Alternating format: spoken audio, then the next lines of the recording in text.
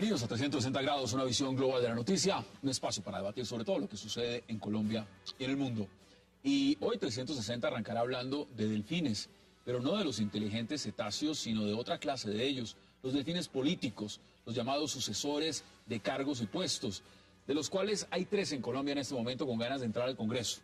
En estos días los hijos de Angelino Garzón, Ernesto Samper y también de Lucho Garzón saltaron al ruedo esta semana con la vista puesta en las elecciones legislativas del 2014. Miguel Samper, Ángela Garzón irían por el resucitado Partido Liberal, mientras que Andrés Garzón buscará por el lado del Partido Verde. ¿Qué le espera a Colombia con estos nuevos delfines y qué tanto influirán sobre ellos sus padres? Hay fiebre de delfines en el gobierno Santos, debate en 360. Y nuestro segundo tema de hoy será una polémica petición de la Procuraduría, la absolución del coronel Alfonso Plazas Vega, sustentada en la ausencia de pruebas en la desaparición forzada en la retoma del Palacio de Justicia. El ente de control explica en uno de los apartes del concepto emitido que la responsabilidad del coronel retirado Luis Alfonso Plazas Vega no fue debidamente demostrada ni desvirtuada su presunción de inocencia. ¿Está haciendo justicia el procurador Ordóñez? Lo debatiremos esta noche aquí en 360 y no se vayan, que de inmediato le damos la bienvenida a nuestros invitados.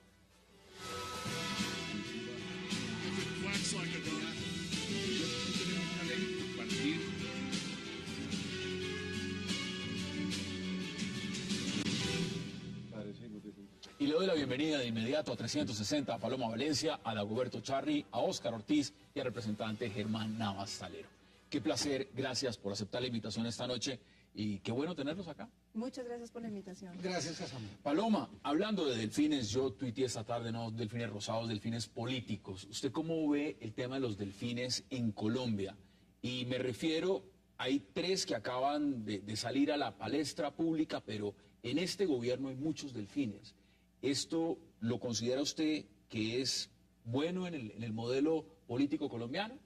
Yo creo que en principio no es ni bueno ni malo. Es natural que la gente tienda a hacer aquello que ha visto hacer en sus padres, es natural que la gente que es hija de médico tienda a la medicina, que tratemos de imitar a nuestros padres. La pregunta es si a estos delfines les toca hacer menos cola. Yo creo que esa es la pregunta. La pregunta no es si los delfines en sí mismos son buenos o malos, sino ¿qué efecto causan cuando aparecen? Si los meten en una lista con un voto preferente, uno consideraría bastante natural que puedan entrar como entra cualquier ciudadano y que compitan por los votos.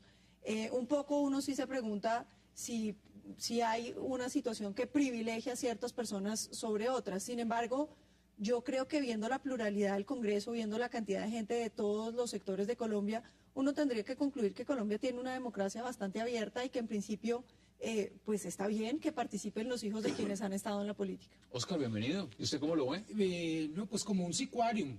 Esto parece delfines de todos los colores porque como vemos van desde exmilitantes del Partido Comunista y podemos ver las elecciones del 74, el hijo de López, la hija del exdictador Rojas, el hijo de Gómez, entonces en todos los partidos. El nepotismo es una desmedida preferencia por los familiares para los cargos públicos. ¿Hay méritos acá, fuera de ser hijo? Esa es una pregunta. Desde luego, ser hijo de no descalifica per se, pero tampoco califica. Y entonces lo que pasa es que si entran a los partidos, pero entran por la parte de arriba, sin demostrar todavía los méritos. ¿Cuál de los jóvenes que están ingresando al Partido Liberal que recibe la divulgación de su vinculación que ha recibido de esta misma manera? Entonces, sí repugna, porque es evidente que se cometen injusticias. Seguramente hay personas de la misma edad con méritos, digamos, parecidos, o de pronto superiores, y que tienen las mismas aspiraciones. Con las mismas aspiraciones y probablemente con más trabajo dentro del Partido Liberal, que no reciben esas confianzas y esos encargos. Entonces, es realmente un cuestionamiento. Aquí la pregunta de fondo no es solamente si es odioso, sino que es una pregunta sobre la legitimidad de la democracia. Una revolución francesa para acabar la monarquía, donde el poder era hereditario, o los gritos de independencia en América Latina, para acabar eso justamente. Y entonces resulta que curules hereditarias, viceministerios, cargos diplomáticos, etcétera, hay una todo lo rotación demás. de familias. Entonces, Representante, ¿cómo lo vio usted? Porque Paloma ya quiere también intervenir. Cuando el doctor hablaba de que tenía que ser hijo de no sé, yo recuerdo el origen de la palabra hidalgo, es hijo de algo. Pero también, si vamos a la semántica, yo recuerdo una broma que nos hacían en el colegio y decía que cuál fue el último animal que Noé seleccionó para su arca. Es el delfín, ¿o no? Pero aquí no, aquí él es el primero. Ese era el primero. Si usted tiene un papá que fue presidente o abuelo presidente, o hasta ministro, la entrada es fácil. O congresista. Pero eso no es cierto. Yo tengo un abuelo presidente y no me ha tocado la entrada fácil a ninguna parte. Conozco los Valencia y por eso con usted no me estoy metiendo. Conocí al Hidalgo de su abuelo, conversé con él, hasta tomé trabajo con él, y es una excepción a la regla, perdóneme, porque lo conocí, por eso no la tocó a usted. Pero sí he visto la facilidad con que otros lo hacen. Cuando los ciudadanos de a pie, como somos muchos de los que entramos con voto de opinión, tenemos que pararnos en las esquinas horas y horas a entregar el volante, parar los carros, que la gente nos palpe. Al otro les basta simplemente con que su papá llama al director de un noticiero y entrevista en primera plana. ¿Por qué? Porque su papá fue presidente y como tuvo poder de presidente, tiene poder los medios. Ahora, si su papá, además de presidente o expresidente, era dueño de un periódico, pues con más veras, ¿o no? Usted ya está diciendo, usted ya está contando las cosas como son. A ver. Doctor Charri, bienvenido. Muchas gracias por la invitación y quiero dejar constancia que esta es una monarquía hereditaria de una democracia restrictiva. No hay méritos, ni antecedentes, ni formaciones académicas que valgan frente a una imagen institucional familiar. Es decir que los méritos no cuentan si usted no pertenece a un grupo familiar reconocido, establecido, porque la imagen la reciben a título gratuito. Un apellido como el de la distinguida colega que aquí interviene, batalladora como la que más, es un patrimonio nacional. Y entonces le queda muy fácil decir, yo soy heredera, destinataria, y la democracia debe favorecerme porque los míos fueron anteriormente importantes, trascendentes e históricos. Eso no es cierto. pero se está suponiendo también Pero se está suponiendo un montón de cosas, porque, digamos, yo no he tenido ningún puesto importante porque me hayan nombrado, y lo poquito que he conseguido, lo he conseguido a base de mi talento. Es posible. Y yo creo que esa es la pregunta que uno tiene que hacerse. Yo también siento que uno carga con mucha gente que lo quiere, pero también mucha gente que no lo quiere. Y digamos, la pregunta yo no creo que es si los delfines en sí mismos son malos, sino si tienen los méritos y si han hecho el trabajo para ocupar los puestos que tienen. Veamos ejemplos. Por ejemplo, el caso de Ángela Garzón, la hija del vicepresidente Angelino Garzón. Entra al Partido Liberal y al entrar al Partido Liberal se está diciendo, ella entraría con un cargo en una secretaría, pero se está diciendo que podría llegar a encabezar una lista al Congreso. En esa medida, nadie desconoce la labor política del vicepresidente Angelino Garzón. La gran pregunta es si ella entra al Partido Liberal como una ficha política para arrastrar votos y legado del vicepresidente, de una corriente social, o realmente por unos méritos de una agenda propia. Y vamos a ver otros. Pero, Hassan, que tú acabas de decirlo, el solo hecho de decir yo quiero que, y todos los medios se ocuparon de ella. Intente, usted, doctor Charri, hacer campaña, a ver si los medios mencionan que el doctor Charri quiere ser candidato. Ellos les basta con decir, yo quiero que, y fíjate, todos los medios. Con un ítem, honorable representante, independientemente de los valores intrínsecos y de la belleza que acusa la dama, usted no puede entrar a un partido a dirigirlo para una secretaría cuando no tiene ningún antecedente de trabajo y de lucha y de méritos para los ascensos. Bueno, ella está en la vida pública, dice, hace 8 años ha estado, por ejemplo, en la Comisión Nacional de Televisión y en otros temas. La gran pregunta es, en el Partido Liberal, que también está en cabeza de un delfín, hablamos de Simón Gaviria, usted me podrá decir cómo le está yendo al Partido Liberal. Pues parte de lo que se refleja con este debate del nepotismo es la desconfianza en los partidos. La semana pasada se divulgaron unos trabajos de todos los países de América y en Colombia solamente el 25% de las personas manifiestan algún tipo de simpatía por los partidos. Apenas un 4% de los encuestados, una cuarta parte de los encuestados manifestó alguna simpatía por los partidos. La gente cree que son unas roscas de unas familias que son dueñas del poder. Y ahora es más grave en la medida en que se robustecieron como unos embudos porque son los que abren y cierran la puerta del acceso a la democracia, en la medida que expiden los avales. Entonces, si no hay ningún tipo de meritocracia, pues demuestra que la puerta de la democracia está restringida porque las organizaciones que están hechas para hacer la representación de la sociedad dentro del Estado en sí mismas tampoco son democráticas. Y entonces son como ungidos. Yo te toco a ti y ya quedas dentro del Parlamento. Entonces se está cerrando otra vez la democracia que con la séptima papeleta, con la Constitución Se del buscaba lo 91, contrario. se abrió un poco,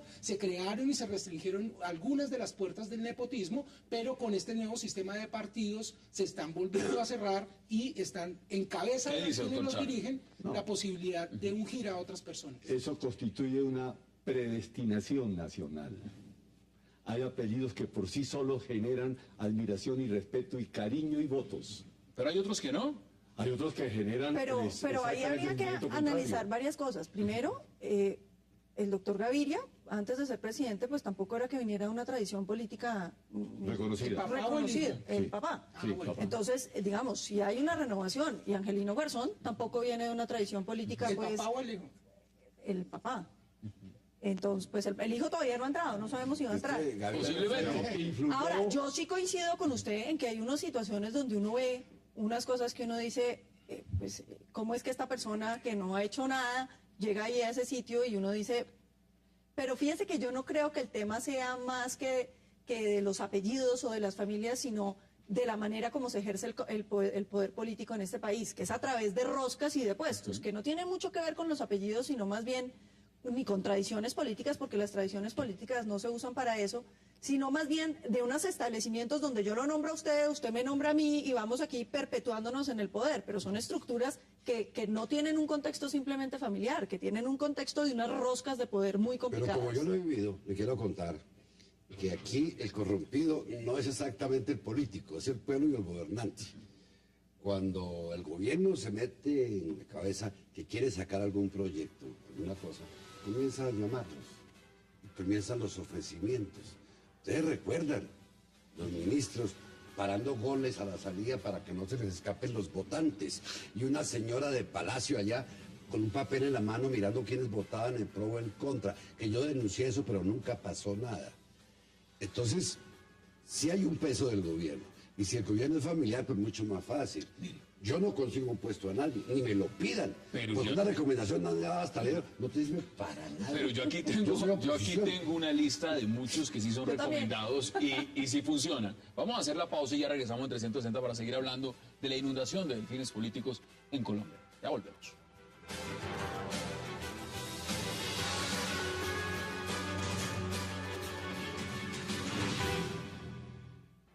La llegada de gente joven al partido, de las calidades de Ángela, también hace parte del renacer liberal que ha llevado a que el número de simpatizantes del liberalismo se haya duplicado en los últimos 2 años. Bueno, eso es lo que dice Simón Gaviria, director del Partido Liberal. La gran pregunta es que no solamente es el Partido Liberal, aquí vamos a hablar también del Partido Verde, si es que todavía queda el Partido Verde, y vamos a hablar también de lo que puede significar otros partidos políticos, porque no podemos desconocer, y me parece importante ver Vea, y habría que hacer la salvedad al Partido Conservador, Ah, porque los delfines del Partido Conservador no están allá. no Miguel están allá. Zampera Miguel Gómez está conmigo. Está en la U. No, pero está Está en la oposición, Pero es pero- conservador pero- disfrazado de la U. Pero mire, No puedo hacer carrera en el conservatismo, fíjese. tenemos en este caso, por ejemplo, el caso de lo que fue Samuel Moreno. Viene de una dinastía política. Total. Podemos hablar, por supuesto, del propio presidente Juan Manuel Santos, del ministro de Vivienda Vargas Lleras. Podemos hablar también del caso del viceministro de Justicia, Miguel Samper Strauss. Podemos hablar de infinidad de casos. Los Galán, también. Entonces, si uno lo ve en perspectiva política, hay unos que son muy capaces y hay unos que tienen hojas de sacrificio y, por supuesto, de mérito propios. La gran pregunta es si la tienen todos. Y la gran pregunta es lo que usted decía, Oscar, si esto realmente le sirve a la política colombiana o no. Porque muchos realmente están haciendo carrera de sacrificio universitario, de preparación, de carrera en cargos, y jamás van a tener la posibilidad de llegar al Congreso. Jamás. ¿Cómo lo ve usted, doctor Charlo? Mire, es innegable. Yo admiro lo que dice la doctora Valencia, pero es una ventaja comparativa inequívoca, por lo menos para acceder por primera vez, puede que no para permanecer, el apellido. Miren los tablatos de los López para pensar, los hijos se consideran destinatarios y obligadamente candidatos primero a los ministerios y después para la presidencia de los colombianos. No es discutible la ventaja que implica tener antecedentes familiares para acceder a los puestos de representación. Pero ciertas política. familias, porque a mí no me tocó esa ventaja, le cuento. Yo no he tenido ningún cargo importante en mi vida, ni mis hermanos tampoco, y somos, yo consideraría gente bastante preparada y muy inteligente. ¿Y quisieron hacer políticas? También es la pregunta, digamos, Sí, claro. desde siempre quisieron participar en política. Claro, y no, nada, todas las puertas cerradas y mucho más cerradas que si uno no fuera... Pero yo entiendo eso porque es que yo creo que es que depende mucho de la estructura que generan las familias. Mi familia jamás ha usado el poder para beneficio propio. Nunca, jamás, para nadie, no se ha concedido. Yo creo que el problema no está en que los hijos de quienes han estado en No, que política quieran aspiren. participar. El problema está en esas roscas mediante las cuales se apalanca el poder. Entonces es que usted nombra a una gente que después nombra a los suyos y después termina su hijo mandando toda esa estructura que usted hizo. Pero eso no es por la familia, eso es por el apalancamiento del clientelismo. ¿Los votos traen votos también? Desde luego, esto es claramente antidemocrático. Yo insisto, no descalifica, pero tampoco califica. Pero entonces, por lo mismo, hay unas personas a las que no les toca hacer el mismo esfuerzo, ¿no es cierto? Entonces, no hay igualdad de oportunidades, que se supone un principio liberal de la democracia. Entonces, pues unas personas entran por la parte de arriba, entran por las cúpulas y efectivamente, solamente de pronto, después del error, por ejemplo, robarse la ciudad de Bogotá, entonces ya los morenos quedan descalificados después de 50 años. O hay que oírse, por ejemplo, el discurso de marzo del 59 de Fidel Castro en contra del nepotismo que había en Cuba, ¿no es cierto? Entonces es claramente una preferencia desmedida, sin méritos, para algunas personas. Y deja al hermano después de 54 años, ¿no es cierto? Entonces esto claramente es antidemocrático, esto es un atavismo casi que de la monarquía. Yo creo que sí hay que pensar en mayores restricciones, sin dañar ni mucho menos el libre desarrollo de la personalidad, sin combatir los méritos de las personas. Yo se lo pregunto Pero por una razón muy méritos. sencilla. Una cosa es entrar a un partido político, eso es una cosa. Que usted tenga una afiliación a un partido político, Paloma lo decía, en las familias, por ejemplo, donde hay doctores, pues los hijos de pronto quieren ser doctores, es arquitecto, quiere ser arquitecto, si es político, quiere ser político. La gran pregunta es si de ese momento de tomar una decisión de una afiliación a un partido político, ya tiene la capacidad de entrar a encabezar una lista al Congreso. No, pues que Sí, inmediatamente. No, pues llega salir usted a la al Cámara de exterior y sale elegido. Que dispongan de esa manera sobre lo privado, pero sobre lo público no. Y los partidos, y ahora con este sistema más restrictivo, hacen parte de lo público. Pero fíjate que la Entonces, pregunta- hasta en lo privado, las empresas familiares muchas veces fracasan por falta de Claro. talento y disciplina Pero la de pregunta las segundas aquí, generaciones. la pregunta aquí es mucho Entonces, más lo público interesante tiene de lo que que ser mucho más parece, porque es que restrictivo. el tema no es que lo metan, el tema es que la gente le vote. Y lo votan. Pero fíjense Y le que, votan. por eso le estoy Y lo diciendo, votan. eso Pero no hay gente tiene que ni la nada que mete. ver, no me diga a mí que es el prestigio del papá el que lo elige, no señor, No, pero es la joder. maquinaria del No, pero papá. Pero el papá, cuando ha llegado al poder, Que es otra ha cosa. montado su maquinaria. Yo por eso digo, Oiga, distingamos el perdóneme. apellido de la Doctor Charri, maquinaria. doctor Charri. Ellos montan su maquinaria desde el poder. Exacto. Desde el poder la El montan. nepotismo es la más despreciable de las conductas que pueden utilizar los políticos para mantenerse en el poder. Y la mayor manifestación de nepotismo es poner los apellidos. Aquí hay un distinguido concejal que no vivía en Bogotá, pero tenía un prestigio a través de su señor padre y vino y sacó la mayor votación en su primer lanzamiento para las listas del Partido Liberal. Ese es el producto de la influencia del apellido, porque el señor no tenía ningún mérito para ser dirigente. Pero el apellido- Porque no había el No, mira, apellido. digamos, y la maquinaria partidista, por El supuesto. papá monta el poder. Claro. Y lo monta con base en los medios de comunicación. Por supuesto. Y cuando sale su hijo, todos los medios. Sí, pero ¿dónde está lo que dice Paloma? Pero ¿Dónde están los votos? pero- Los pero votos no, también no, están mira, afuera. Los votos claro. en Colombia son votos de gente que se ha llevado por un titular. Por un titular. El titular y la gente vota. Porque la gente no analiza el voto. Pero lo ve uno en los Mire. partidos pequeños, representante a la Cámara. A o B deciden lanzar una disidencia. Y los aplastan porque no tienen la maquinaria y los apellidos y los nombres y los efectos económicos que generan. Les voy a la dar en familia. este gobierno Pero es porque que podemos la irnos democratización muchísimo de la más atrás. política la traía la Constitución del 91, que lo ha dicho el doctor, Entonces fue cuando comenzaron a aparecer candidatos independientes, que fue la oportunidad que tuve yo de llegar. Yo no estaba en ningún partido político y no lo hubiera estado en ese momento para lanzarme. Pero entonces no les gustó que llegaran personas como este servidor. Entonces comenzaron a exigir, a cerrar, y ya van en un umbral del 3%. Que lo tiene eliminado. Para pero acabar a los además con partidos un políticos irrespeto y quedarse los absoluto dos de por las siempre. minorías dentro de Quedar los dos de partidos. siempre. Es que mire, cuando usted mira la reforma a los partidos que se han hecho en Colombia, yo sí tengo que coincidir en eso, lo que ha habido es una destrucción de las minorías dentro de los partidos. Si usted pertenece a la minoría del partido, simplemente es como que no existiera. Antes usted podía lanzar listas disidentes, había directorios fantasmas, había la posibilidad de hacer oposición dentro de Eso los partidos. desapareció, Hoy en día no resulta existe. que, pero además fíjese, dicen que eso es para fortalecer los partidos y eso no es cierto, porque nunca han estado tan desprestigiados como están hoy en No, pues día. toda la rama política. Que eso Sobre que es pretexto de fortalecerlos, los debilitan porque los vuelven poco democráticos. Entonces le entregan otra vez, esto va a ser otra vez mucho esfero, poco mérito. ¿Qué Óigame, tanto pero, se óigame, pagan favores? ¿Qué óigame tanto se esto. pagan favores? No es solamente propio de este país y de esta democracia restringida, porque la democracia es el mejor sistema para escoger a los peores. No, no se trata de eso.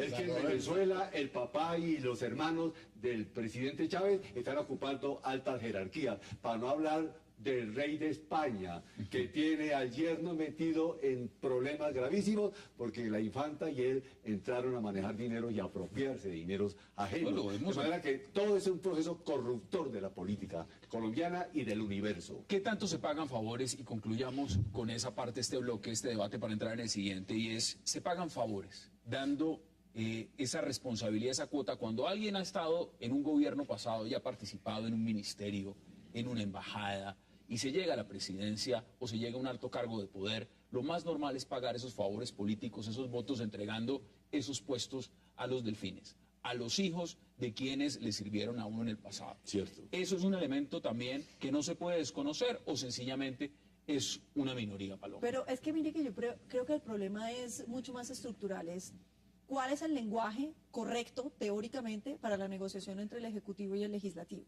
Usted puede optar porque no quiere venderse a un sistema corrupto clientelista como optó Mocus, por ejemplo, y es respetable, y la vocación de quienes votaron por él era que hiciera eso. Sin embargo, pues tiene unos costos en términos de lo que puede ejecutar. O usted decide transar, ¿no? Y el ejemplo de la película de Lincoln, que me parece absolutamente maravilloso, donde usted transa, pero tiene que ensuciarse de todo el mecanismo. La pregunta es mucho más estructural por eso, y es ¿qué tipo de congresistas estamos eligiendo los colombianos? Porque finalmente esos congresistas responden a lo que los electores les dicen. El doctor Navas Talero tiene unos electores de voto de opinión que le votan para que él exprese sus opiniones. Pero si usted, sus electores, lo que quiere es que usted les dé un puesto para que aceite toda la cadena de puestos de nuestra maquinaria, pues hay que transar por puestos. Entonces la pregunta es ¿cómo estamos votando los colombianos? Yo creo que la pregunta final es ¿qué es lo que queremos nosotros de nuestros congresistas? Deme sus conclusiones, deme sus conclusiones Yo en vi 40 segundos. el caso de Jorge Enrique Robledo, que es el senador tal vez más votado del país.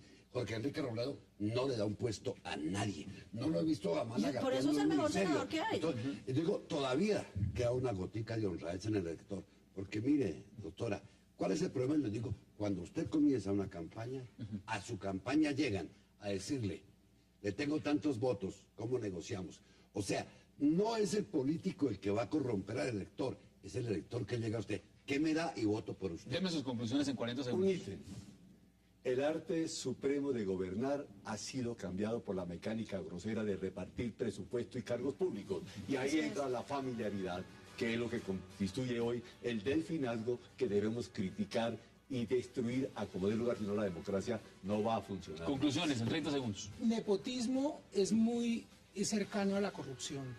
Por eso yo creo que Colombia, lamentablemente la semana pasada, presentó el primer puesto en todas las Américas, desde Canadá hasta la Patagonia, en percepción de corrupción. Ha subido muchos puntos y creo que la gente percibe cuando las organizaciones no reconocen méritos, a pesar de que todas las campañas dicen que van a trabajar porque se respeten los méritos. Están además buscando una revocatoria al Congreso. Con eso lo resumimos todo. Vamos a hacer la pausa y al regreso de 360 hablaremos de otro tema y es el rol de la Procuraduría en dos casos. El caso del coronel Plazas Vega y también de Piedad Zucardi.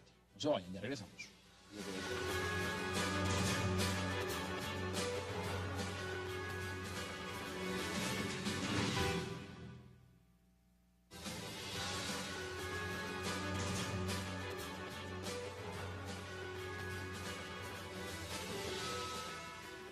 Regresamos a 360 grados y ahora vamos a hablar de la Procuraduría, porque la Procuraduría, la tercera delegada para la casación penal, y estamos hablando de la procuradora Edna Patricia Correa, apoyó la petición de libertad que interpuso la defensa del coronel Luis Alfonso Plazas Vega ante la Corte Suprema de Justicia. Esta defensa la está llevando el abogado penalista Jaime Granados.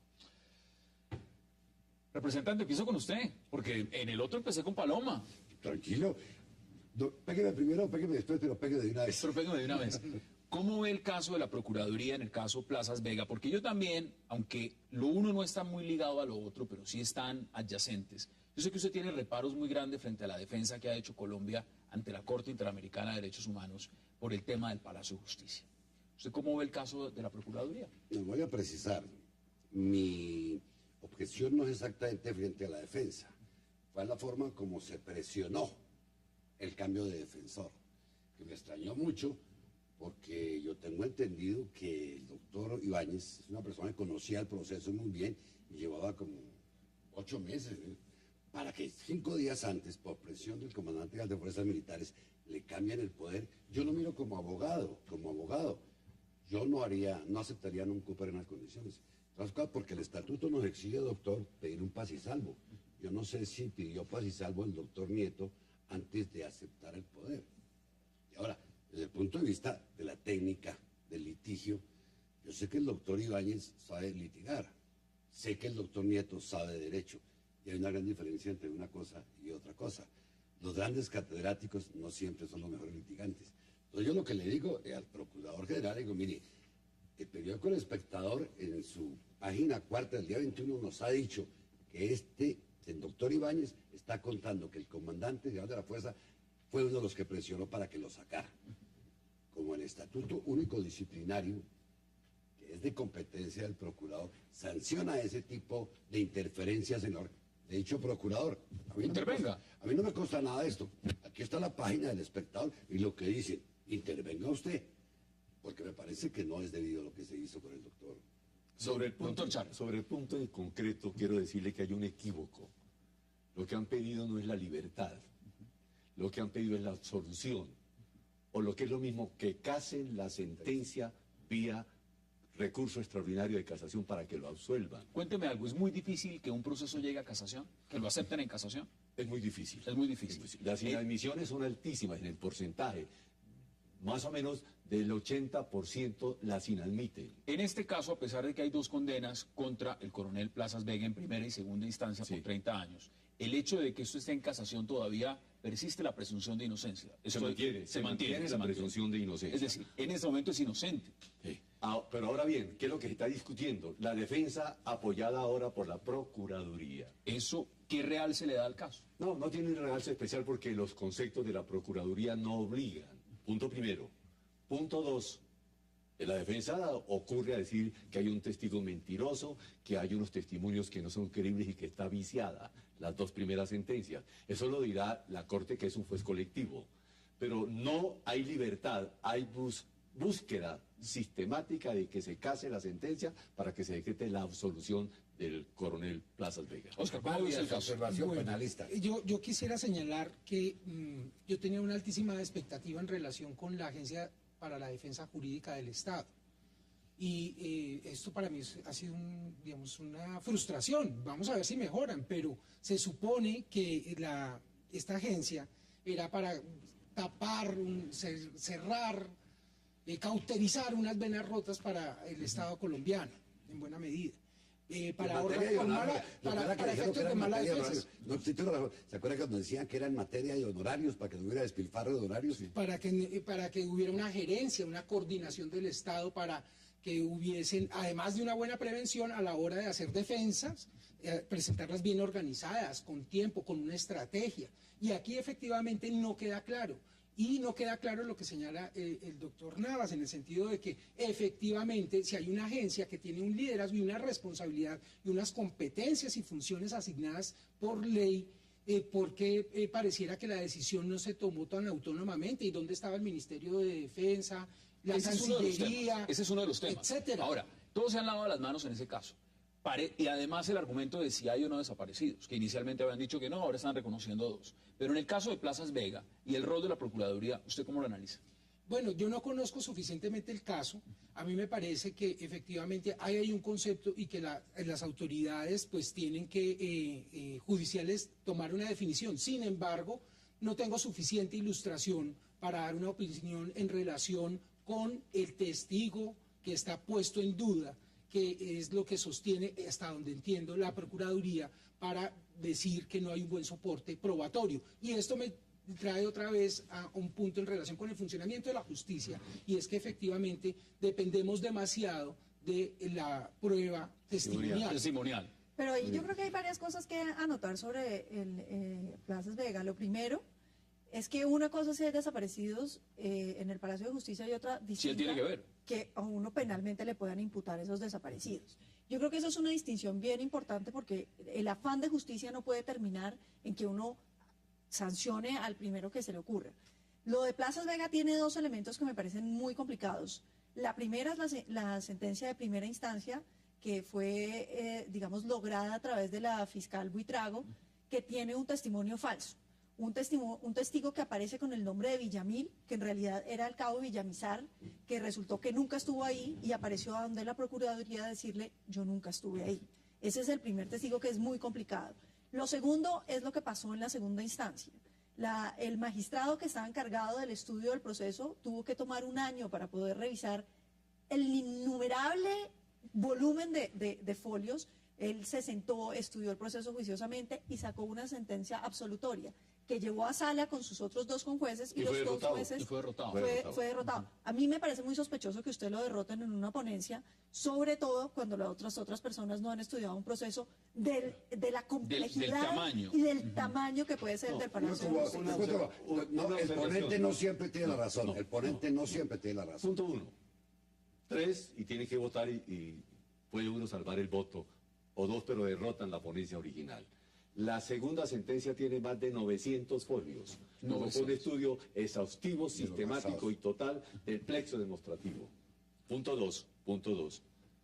Decir ahora que se le prestó un servicio al coronel diciendo que no había personas desaparecidas carece de sentido y de lógica. Porque por lo menos 2 están reconocidos, que es una guerrillera, Irma Franco, del M-19, y uno que administraba una cafetería, ya fueron reconocidos como desaparecidos. Hay argumentos en la defensa que están diciendo de víctimas, es el hecho de que seres humanos desaparecieron. Pero también, pero ahí hay unos vacíos probatorios en torno a si los desapareció Plazas Vega, porque es que una cosa es que haya desaparecido, otra cosa es que los haya desaparecido. Una cosa es que haya desaparecido y otra distinta es que ustedes los puedan imputar. Sobre la desaparecida Irma Franco, por ejemplo, no hay claridad de que Plazas Vega haya tenido ni siquiera control de acceso a quienes estuvieron presos en la casa del Florero. Si los trasladaron, no tuvo nada que ver con Plazas Vega. Entonces, digamos, cuando uno analiza, yo también leí la sentencia de primera y segunda instancia, que como dice el doctor Charri, son bien voluminosas. Usted se da cuenta, primero, que hay unas complejidades gigantescas porque los testimonios han ido variando con el tiempo.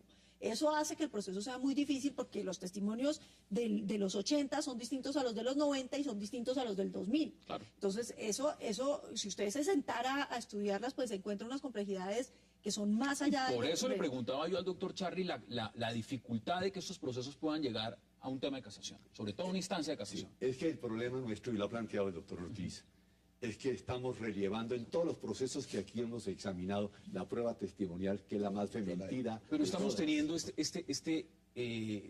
es que no hay más orangután del cartel de testigos que ha tumbado absolutamente todo. Es falso testigo. Claro, pero le digo, para el proceso de Plazas Vega está amarrado a la prueba de Villamizar. No, hay muchas más pruebas. No, es que eso es lo que nos ha vendido la imagen, que es el de Villamizar. Él no tenía la línea de mando, es que eso es lo más interesante de todo. Ahí sí, el operativo. Pero mire, ¿para qué disputamos aquí si nosotros no somos jueces de la República? Y eso está en los tribunales. Tenemos primera y segunda instancia condenándolo. Esperemos que si hay falencias demostrativas, la Corte case. Claro. Ya la Procuraduría ha dicho su concepto. Óigame bien, pero seguir creyendo que los testimonios son el medio de prueba más expedita es un inmenso desconocimiento. Estoy totalmente de acuerdo con usted. Cuando uno estudia Derecho Probatorio, y tuve a Carlos Cayón de profesor, que era el indicio es lo fundamental para llegar a una conclusión. Bien manejado el indicio. Pero fíjate que aquí hoy en no, día... aquí no funciona. técnica. Tengo 100 indicios que apuntan a que es usted y la prueba técnica, pero hubo un testigo falso, pues, no, se cae todo porque ese... Pero el derecho penal moderno se ha vuelto casi imposible de probar. En Estados Unidos usted no lo condonan casi que si no hay un video donde usted salga, porque se toman muy en serio la presunción de inocencia. En Colombia la presunción de inocencia no vale para nadie. Aquí no van a uno guardando mientras van juzgando. Puede durar Yo creo todo que el proceso. eso es un problema del sistema colombiano, que no se respeta la libertad de las personas ni su presunción de inocencia. Aquí uno entra culpable desde que está acusado y luego, si logra desvirtuar todas las acusaciones, de pronto sale. Pues en el siguiente caso que vamos a ver después de la pausa, justamente vamos a analizar eso. Doctor Chávez, sus conclusiones frente al caso Plaza Vega, porque quiero que analicemos también lo de la Procuraduría al no creerle en el caso Yo de los testigos de quisiera Piazza. decir dos cosas elementales. La presunción de inocencia tiene rango constitucional, tiene rango de bloque de constitucionalidad, pero aquí la invierten porque uno termina prisionero por cuenta de un juez de garantías que no garantiza sino la retención intramural. Primero, y dos, aquí hubo un coronel Ñungo famosísimo. Genaro Ñungo. Que dijo que había que invertir la presunción porque eso era lo que desmoronaba la existencia del Estado. Que había que presumir que eran responsables y que uno tenía la obligación de descargarse invirtiendo la tradición democrática de Occidente. La anécdota sí tiene, pero lo que pasa es que textualmente dijo este coronel, allá en la escuela de Allá donde estaban. no, estaban en artillería, en un consejo de guerra, dijo, es preferible para la sociedad que un inocente esté condenado y que no un delincuente esté libre. Eso fue lo que dijo él. Dame su conclusión en 30 segundos. Bueno, para efectos de opinión pública, a mí me parece que las personas que tienden a culpar de antemano, sin respetar la presunción de inocencia, a los militares, casi siempre, en este caso, que estamos en diálogos, o que está el gobierno en diálogos con las FARC, piden impunidad para las FARC. Me parece una contradicción. Es una contradicción. Vamos a hacer la pausa y ya volvemos para seguir analizando el tema de la Procuraduría y, por supuesto, lo que ha dicho de los testigos que han hablado en contra de la senadora Piedad Zucardi. Ya volvemos.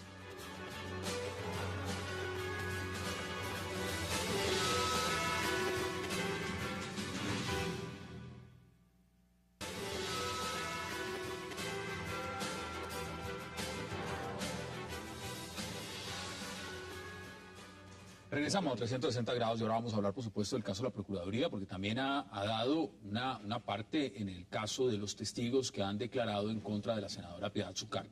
Doctor Dagoberto Charri, en este caso, el procurador tercero delegado ante la Corte consideró que los testigos que incriminan a Piedad Zucardi en supuestos arreglos políticos con paramilitares informaban de oídas y que esas versiones no son corroboradas. ¿Volvemos al tema de los testigos? Sí, yo he criticado aquí insistentemente la prueba testimonial. Uno cita a los testigos que son amigos, los enemigos los cita a la parte contraria. Punto primero. Punto dos, aquí están declarando contra ella Mancuso y los dirigentes en el departamento Montes de María y otros. Si uno aplicara la teoría del maestro Francisco Gorges sobre la credibilidad de los testigos, partiría, por ejemplo, de la decencia de los testigos. ¿No es cierto? Pero acá parece que es al revés. Aquí está al revés. Mientras más desprestigiados son más, aquí son se más invirtió la efectivos. carga valoratoria de la prueba. Si usted ha matado 5.000 o 6.000 personas, es pleno de credibilidad. Pero si usted no mata, sino uno es un vulgar asesino. Punto uno. Punto dos. Nuestra Corte Suprema de Justicia en sentencia, escúchese bien, del 17 de agosto del 2010, dijo que había una presunción de veracidad del dicho de los reinsertados. Es decir, que cambió toda la teoría de la valoración de la prueba. Entonces, la buena fe de los testigos pasó de moda y entonces ahora lo que diga Dique o lo que diga aquí Mancuso o Ernesto Báez es lo que hay que creerle. Aquí están derrotados muchos parlamentarios que fueron juzgados por el testimonio de personas que están juzgadas en justicia y paz por muchísimos muertos y a ellos se les da plena credibilidad. Pero lo grave del caso es esto, que los políticos sí estaban metidos en eso. Yo quisiera que ustedes revisaran las fotografías y los medios. Cuando vino Mancuso al Congreso, Y Ernesto Báez. ¿cuántos parlamentarios salen ahí con ellos? Y aplausos que les dieron. No se puede desconocer el tema de Plan García. Gina Pardo y yo no estuvimos ahí. La mayoría. No, ahí no estuvimos. No fui nunca a esas cosas porque yo fui elegido para hacer control político, no para colonizar. Eso fue vulgar. Y miren las fotografías de quienes estaban con Mancuso ahí por la carrera séptima y con otro señor. Y casi les dan la orden de la democracia. Así nos descuidan, se la dan también. Y miren quiénes estaban ahí. Miren quiénes estaban ahí. Pero mire justamente lo que está diciendo usted y dice el doctor Chávez, se los pregunto también a ustedes. Es decir, la credibilidad, mientras más delincuentes es en Colombia en este momento, más credibilidad se le da. ¿Ese es el panorama que estamos viendo? Yo creo que estamos cayendo en una trampa de eso, en relación con este tema. Desde luego, algo que dice un delincuente no necesariamente es verdad, tampoco necesariamente es mentira, pero por eso se requieren muchos otros elementos de juicio para descubrir la verdad. Me parece muy bien que estemos preocupados otra vez por el tema de que no haya impunidad, para que lo tengamos en cuenta ahora con estos diálogos gobierno-FARC. Pero desde luego estamos tratando, además de unos delitos supremamente escandalosos, supremamente graves. Los paramilitares o los guerrilleros son enemigos del pueblo, son organizaciones armadas al margen de la ley que asesinan, extorsionan, narcotrafican, desplazan, hacen masacres.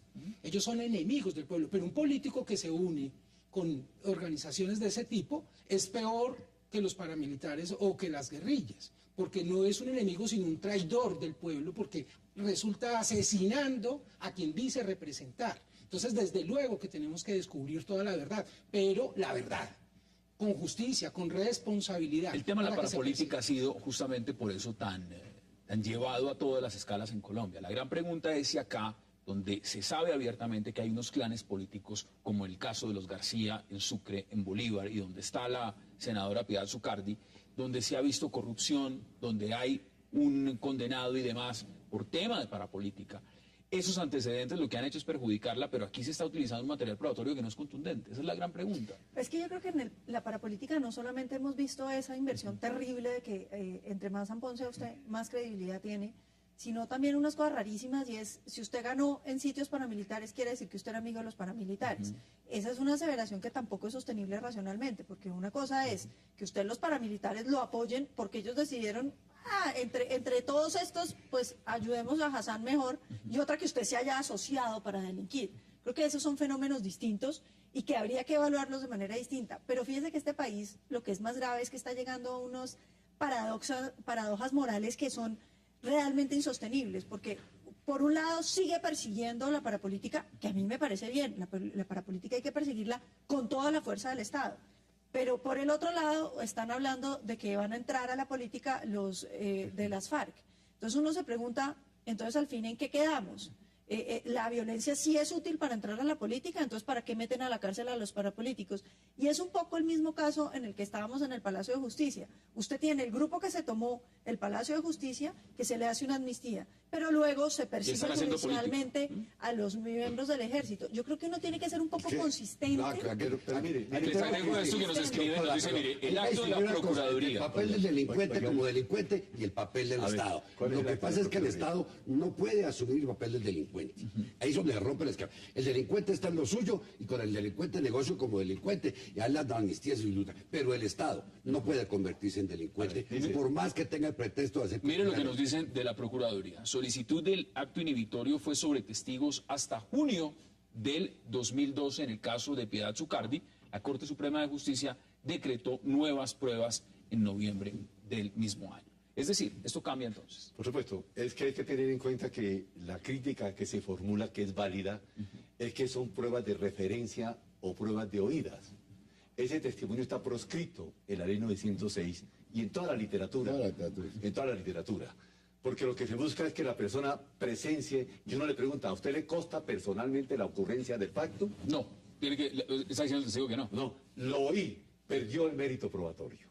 Por supuesto que están proscritas abiertamente en el 437 y 438 de la ley 906 los testimonios de referencia, solo por excepción. Pero va a una cosa. Podrá Si yo digo, decretarse una prueba. Usted fue testigo. Fíjate que con esto juega uno.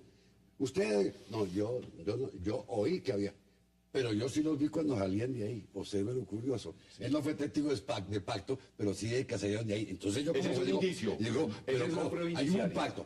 Luego, si salieron de ahí, es indicio de presencia en el Claro, lugar. esa es otra cosa distinta. Yo al Recurrir al testigo, la indicio. oída, no, bueno, usted no oyó, pero usted así salieron de brazo fulano, salieron al lado de Charlie. Honorable Se nos acaba el representante. tiempo y te voy a dar la oportunidad. En 30 segundos de sus conclusiones, Paloma. Yo creo que el tema de la parapolítica es una durísima prueba para la justicia colombiana, que se ha podido adelantar precisamente porque los paramilitares están desmovilizados y las cabecillas están presas en los Estados Unidos. Antes no había parapolítica porque es natural que el pueblo y el establecimiento colombiano tuviera miedo. Pero me parece que ahora, con esta negociación que está haciendo el presidente Santos, donde se le va a entregar representación política, incluso a quienes han violado derechos humanos, pues está rompiendo todo el esfuerzo que ha hecho Colombia de pelear con el paramilitarismo y de pelear con el narcotráfico, porque es que nosotros hemos puesto muchos mártires para derrotar al crimen y ahora se les va a entregar en bandeja de plata el poder político. Me parece dramático. Oscar, conclusión en 30 segundos. Sobre la mentira no se construye paz. Sobre la impunidad no se construye paz. Tenemos que mantener los estándares de verdad, justicia y reparación y ojalá elevarlos, porque echar para atrás es decirnos mentiras sobre una paz. Entonces que ojalá las encuestas no apresuren al gobierno a firmar cualquier cosa para que dentro de muy pocos años estemos en estos debates todavía tratando de descubrir la verdad y tratando de ponernos en paz. Esto toca en serio sobre verdad, justicia y reparación. Doctor Navas, le escriben más de 20 personas que se está viendo los ojos por No, Twitter. me operaron hace poco de una catarata y por eso tengo dificultad para ver. Está de Entonces, oídas. da parte de tranquilidad. Pero para ver la realidad del país no necesito estos ojos, necesito un poquito de capacidad. Doctor Gracias. Charri, gracias por aceptar la invitación de las conclusiones en 20 segundos. No, simplemente los jueces tienen una inmensa responsabilidad. No dejarse influenciar por los medios de comunicación. Tener gran conocimiento. Se necesitan jueces probos, jueces inteligentes y jueces honrados. He allí la clave del proceso contra los paramilitares. Doctor Charri, gracias como siempre. Representante Navastalero, Paloma Valencia, gracias. Y Óscar Ortiz también, gracias por acompañarnos. Gracias a Y a ustedes, gracias por acompañarnos también. Tenemos una cita de nuevo mañana, aquí a la misma hora, 8 p.m., en 360 por Cable Noticias, para seguir debatiendo la agenda política de Colombia y del mundo. Es una próxima oportunidad.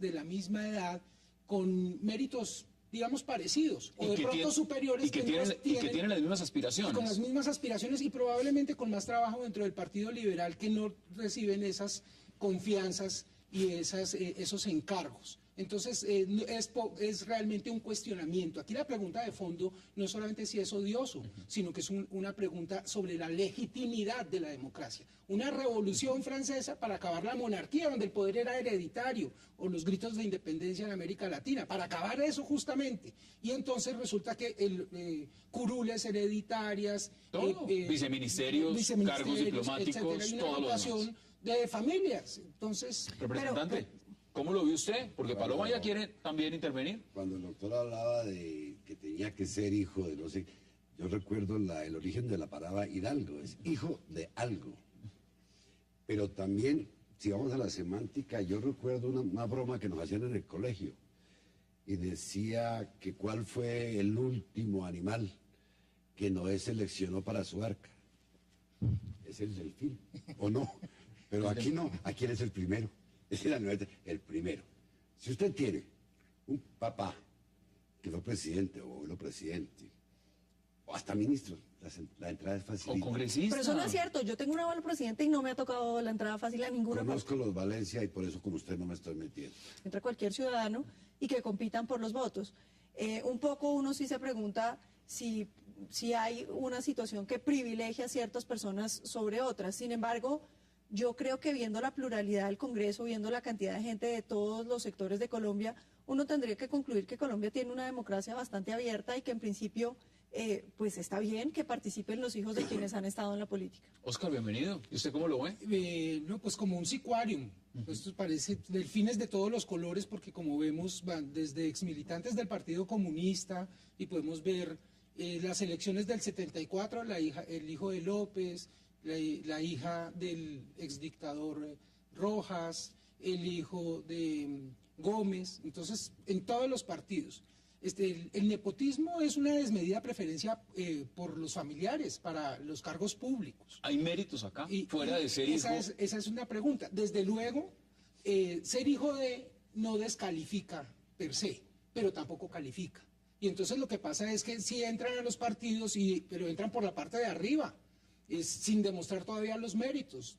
¿Quién ¿cuál de los jóvenes que están ingresando al Partido Liberal que recibe la divulgación de su vinculación que ha recibido de esta misma manera? Entonces, sí repugna,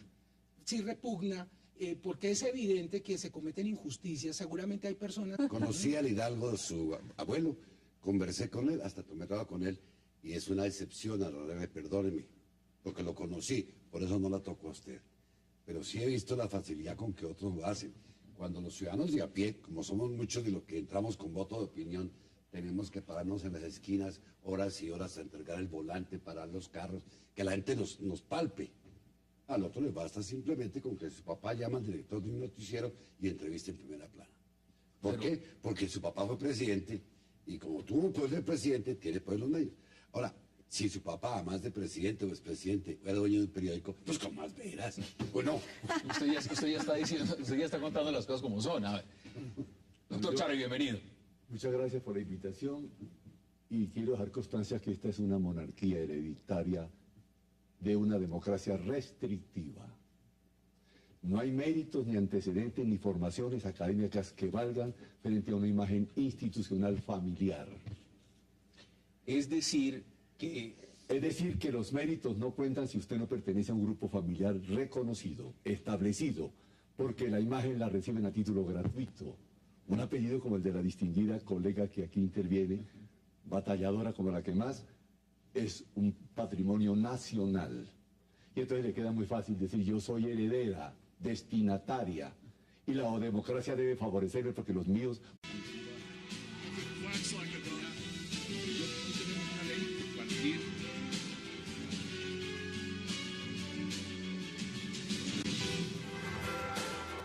Bienvenidos a 360 grados, una visión global de la noticia, un espacio para debatir sobre todo lo que sucede en Colombia y en el mundo. Y hoy 360 arrancará hablando de delfines, pero no de los inteligentes cetáceos, sino de otra clase de ellos, los delfines políticos, los llamados sucesores de cargos y puestos, de los cuales hay 3 en Colombia en este momento con ganas de entrar al Congreso. En estos días los hijos de Angelino Garzón, Ernesto Samper y también de Lucho Garzón saltaron al ruedo esta semana con la vista puesta en las elecciones legislativas del 2014. Miguel Samper, Ángela Garzón irían por el resucitado Partido Liberal, mientras que Andrés Garzón buscará por el lado del Partido Verde. ¿Qué le espera a Colombia con estos nuevos delfines y qué tanto influirán sobre ellos sus padres? Hay fiebre de delfines en el gobierno Santos, debate en 360. Y nuestro segundo tema de hoy será una polémica petición de la Procuraduría, la absolución del coronel Alfonso Plazas Vega, sustentada en la ausencia de pruebas en la desaparición forzada en la retoma del Palacio de Justicia. El ente de control explica en uno de los apartes del concepto emitido que la responsabilidad del coronel retirado Luis Alfonso Plazas Vega no fue debidamente demostrada ni desvirtuada su presunción de inocencia. ¿Está haciendo justicia el procurador Ordóñez? Lo debatiremos esta noche aquí en 360 y no se vayan, que de inmediato le damos la bienvenida a nuestros invitados.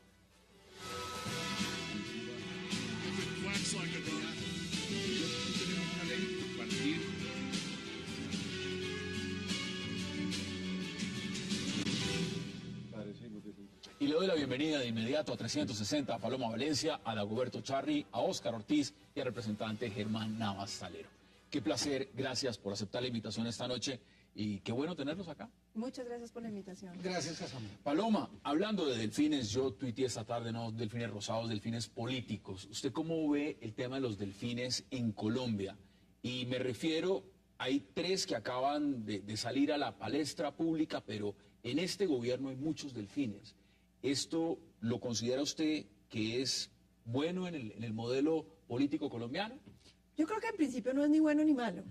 Es natural que la gente tienda a hacer aquello que ha visto hacer en sus padres, es natural que la gente que es hija de médico tienda a la medicina, que tratemos de imitar a nuestros padres. La pregunta es si a estos delfines les toca hacer menos cola.